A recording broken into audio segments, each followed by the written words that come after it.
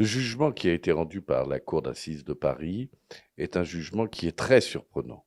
Il est très surprenant parce qu'à l'absence de tout élément matériel, de toute preuve, de tout élément médical, il a été décidé de privilégier le récit d'une parole plutôt que d'une autre. Personne n'était dans la chambre du Marriott ce soir-là. Deux personnes racontent deux histoires différentes. L'une raconte une histoire de viol, l'autre raconte une histoire d'une altercation intervenue entre les deux. Il faut des preuves matérielles pour établir l'une ou l'autre des récits pour décider si oui ou non c'est la vérité. Par conséquent, le jugement, en faisant choix de croire la victime et en faisant l'intention de ne croire que la victime, le jugement, évidemment, est critiquable et méconnaît les principes de la présomption d'innocence.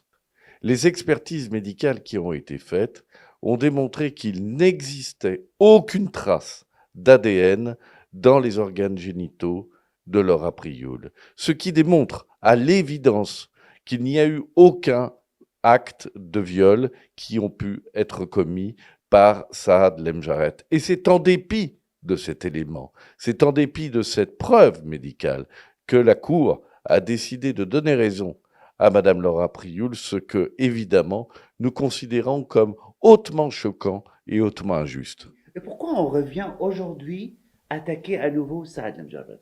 Alors, pourquoi autant de temps depuis les faits? Parce que la justice est lente en France, parce que la justice prend son temps en France, parce que Madame Prioul a décidé de faire en sorte que cette procédure dure longtemps, en refusant, alors que c'était la volonté des juges, que l'on aille devant un tribunal, ce qui aurait fait une décision rendue en 2019, plutôt que devant la cour d'assises, ce qui est une formation criminelle large et dont la mise en place est beaucoup, beaucoup plus longue. D'accord. Alors là, ce qu'il a devant lui, Saad Lemjarad, de faire un appel. J'imagine, ils ont des jours de procès, de faire un appel.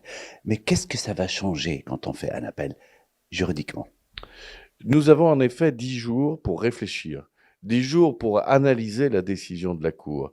Ma volonté est que l'on continue à se battre et que l'on aille devant la Cour d'appel, et la Cour d'appel peut tout décider. C'est-à-dire que la Cour d'appel peut décider d'annuler le jugement qui a été rendu et de rendre une autre décision rendant son innocence à Saad Lamjared. Et à votre avis, comment ça va finir?